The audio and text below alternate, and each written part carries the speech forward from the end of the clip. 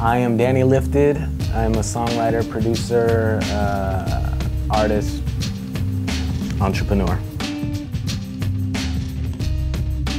Do I like being an artist more or a producer slash songwriter more? I think ultimately I like being a producer slash songwriter more. I like to have the best of the best in every way that I can, and I have no problem writing a song and giving it to someone else. In fact, a lot of times I prefer it. So if I write a record and if I got a strong singer that I think could hit it a lot better than me, by all means I bring them in, have them hit it, and some of my best records I think are songs that I've written for other people. I like the artist side of it too. It allows me to be a character and release some of that crazy energy that I have. So I like both, and trying to find the balance is key. Do I have any advice for other striving artists to make it in the music business? I would say kind of back to the first one, like expand your skills, because really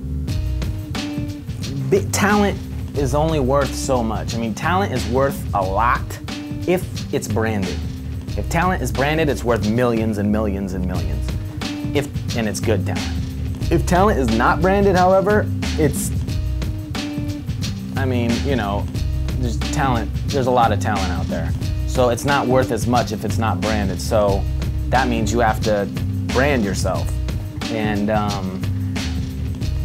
you need skills to run the business end. The business end is going to consist of making your website, promoting, emailing, doing A&R, dealing with the clients or your fan base. All these things that need to be taken care of. So if you're only an artist, well, you're gonna have to bind with someone who can take care of all that stuff. And finding someone who will really realistically take care of all of that for you is hard to find. Some people find it, sometimes it falls in some people's laps, but you're probably not. So you have to take care of that, the whole spectrum of your career, as far as you can take it, until you can get other people to help you out in that end. So, and skills, all different types of skills are required for that. So just learn beyond just the music and beyond the talent. You gotta learn, constantly be learning and putting your knowledge to action.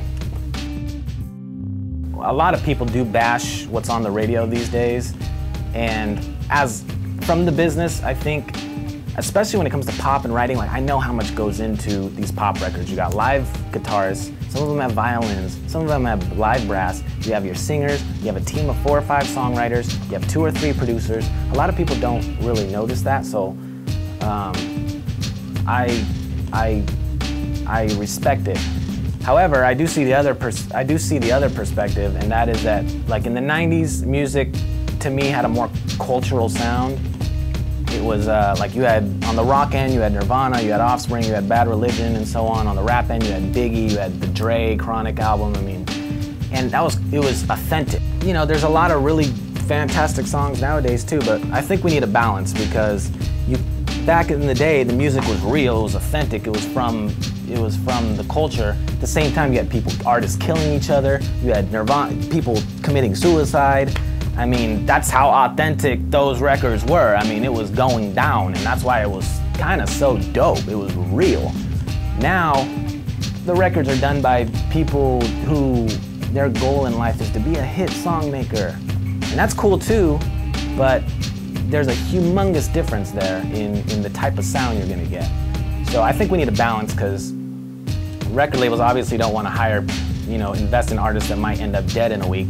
On the other hand, just having your employees that are trained to make songs, it gets kind of cliche and whack at the same time. So I think we need a balance in the middle to where you get that genuine sound, but that's not too, that's still a safe investment. So I think that's my opinion on that.